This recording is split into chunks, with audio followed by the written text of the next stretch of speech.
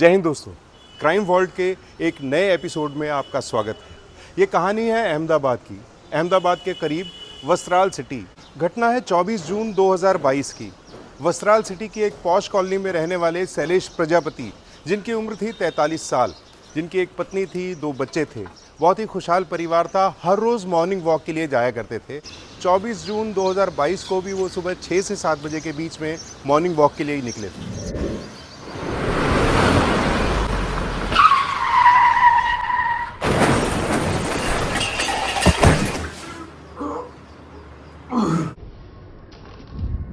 शैलेश के ससुर रमेश जी ने देखा कि हर रोज़ शैलेश इस वक्त तक सैर कर कर वापस आ जाता है, लेकिन आज वो वापस नहीं आया था। उन्होंने फ़ोन किया, शैलेश का फ़ोन नहीं लग रहा था। उन्हें चिंता हुई। थोड़ी देर और इंतज़ार करने के बाद उन्होंने पुलिस में एक रिपोर्ट लिखाई कि उनका दामाद मॉर्निंग वॉक करने के लिए घर से निकला था, लेकिन वो घर वापस नहीं आया है। थोड़ी देर बाद शैलेश के ससुर रमेश जी के पास एक हॉस्पिटल से फ़ोन आया कि उनका दामाद हॉस्पिटल में लाया गया है एक एक्सीडेंट का शिकार होने के बाद। सॉरी, जब ये आए थे मरे हुए थे, पोस्टमार्टम के बाद आप इनकी बॉडी ले जा सकते। सॉरी। चश्मदीदों के बयान के आधार पर पुलिस ने आईपीसी की धारा 304A गैर इरादतन हत्या का मामला दर्ज किया, लेकिन क्योंकि सब बयान मिल चुके थे, पुलिस को पूरा यकीन था कि ये लापरवाही की वजह से हुई मौत है, तो इस केस पर पुलिस ने ज़्यादा काम नहीं किया। लेकिन 15 दिन बाद एक सीसीटीवी फुटेज वायरल होता है, जिसमें साफ दिख रहा है कि शैलेश प्रजापति सड़क के किनारे वॉक कर रहे हैं। एक तेज़ रफ्तार कार आकर उन्हें ठोक देती है, उनका एक्सीडेंट कर देती है। आसपास के लोग उन्हें पुलिस की सहायता से हॉस्पिटल ले जाते हैं। क्राइम ब्रांच के पास एक अनजान फ़ोन आया कि जिस केस को पुलिस ने एक एक्सीडेंट का केस समझकर बंद कर दिया है, वो दरअसल एक हत्या का मामला है। क्राइम ब्रांच ने इसमें संज्ञान लिया और पुलिस रिकॉर्ड से इस केस की सारी फाइल्स मंगवाई। क्राइम ब्रांच ने इस सीसीटीवी फुटेज की बारीकी से जांच की। न सिर्फ इसकी, बल्कि इसके पीछे के कैमरास को भी चेक किया और एक चौंकाने वाला सीन नज़र आया। इस सीन में एक आदमी शैलेश प्रजापति पे नज़र रख रहा है, रेकी कर रहा है, और फिर जैसे ही वो मॉर्निंग वॉक के लिए निकलते हैं, ये अपनी कार में बैठकर उनका पीछा करता है। पुलिस के लिए, क्राइम ब्रांच के लिए आप कहिए, ये बहुत बड़ा क्लू था। फिर इस एंगल से इस केस की जांच शुरू हुई। सबसे पहले क्राइम ब्रांच ने शैलेश प्रजापति के कॉल डिटेल्स को निकलवाया, और जिसमें एक चीज़ उनके सामने आई कि बहुत सारे नंबर्स पे उनकी बात होती रहती थी, लेकिन एक नंबर था जिससे बहुत सालों से उनकी बात तो होती थी, लेकिन पिछले 5 महीने से इस नंबर से शैलेश प्रजापति की कोई बात नहीं हो रही थी। इस नंबर के बारे में पता लगाया तो पता चला कि ये नंबर नितिन का है, जो शैलेश प्रजापति का पार्टनर भी था और दोस्त भी था। 5 महीने से नितिन की बात क्यों नहीं हो रही थी शैलेश से, ये जानने के लिए क्राइम ब्रांच उसके घर पहुंची। शैलेश तुम्हारा बिजनेस पार्टनर था, उसके कॉल रिकॉर्ड्स हमने चेक किए हैं। पिछले 5 महीनों में तुम दोनों की आपस में बात नहीं हो रही। वजह जान सकता हूँ? सर, ऐसा है कि कुछ महीने पहले छोटी सी बात को लेकर हमारी आपस में अनबन हो गई थी।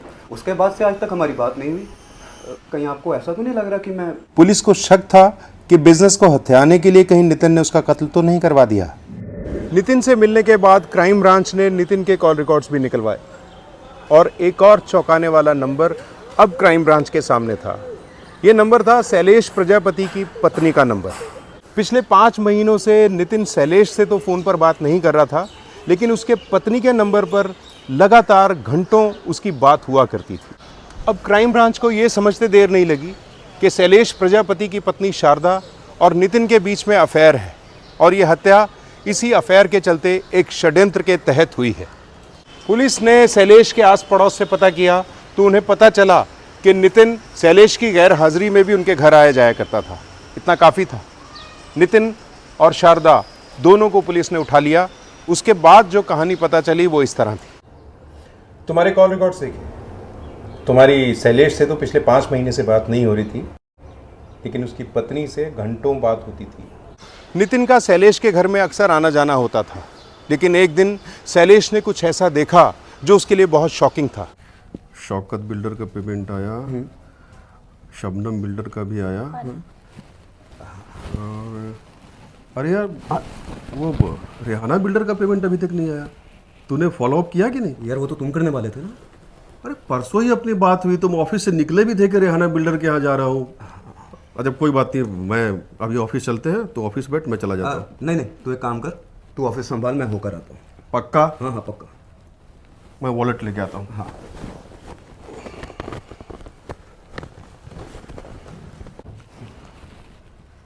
क्या कर रहे हो?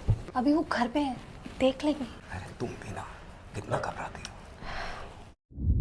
फिर उसने एक स्कीम लगाई। उसने अपने बेडरूम में एक हिडन कैमरा लगा दिया ताकि वो सच जान सके। तो हिडन कैमरा चाहिए, छोटा सा। आज की आज मैं आ रहा हूँ। ओके।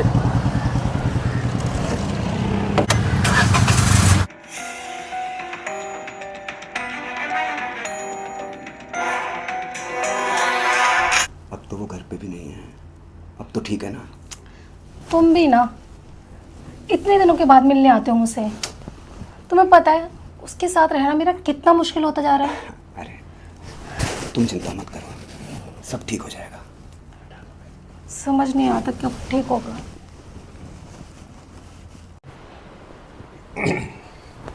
आ गए आप? मैं पानी लेकर आती हूँ। नितिन के साथ तुम्हारा क्या चक्कर है? चक्कर? पागल हो गए हो आप? दिमाग सही है तुम्हारा? ये क्या है?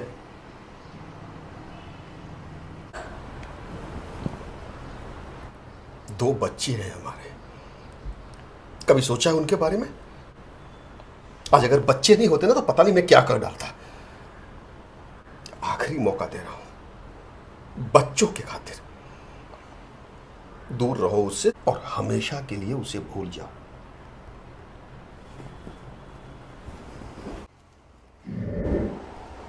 अरे यार प्रजापति, इतना मुश्किल है ना इन बिल्डरों से पैसे निकलवाना। गया था साहिल बिल्डर के पास, इतनी मचमच करता है ना, क्या बताऊं तेरे को। तू ऐसे क्या देख रहा है मुझे? खड़ा हो जाओ। क्या हुआ?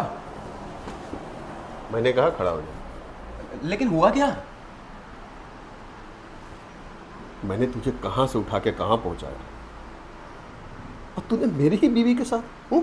तू कोई और नहीं मिला था? कहना क्या चाहता है? क्या कहना चाहता है?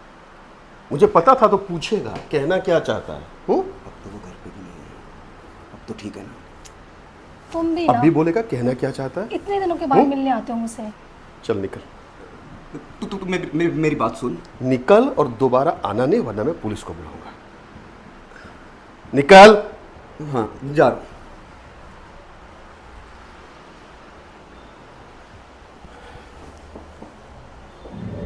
शैलेश के समझाने के बावजूद शारदा कुछ समझी नहीं थी।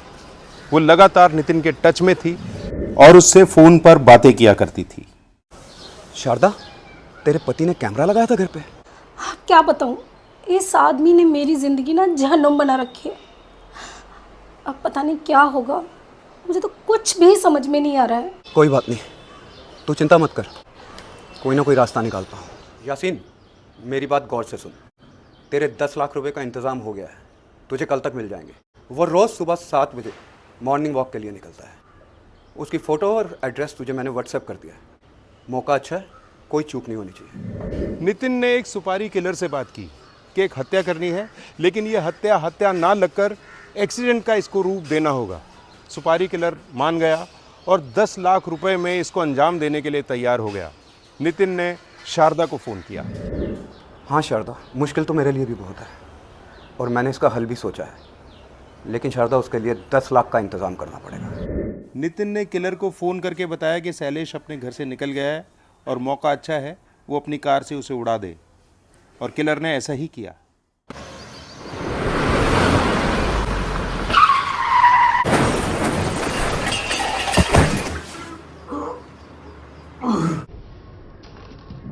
मैं और शारदा एक दूसरे को पसंद करते थे, एक दूसरे के बिना नहीं रह सकते थे।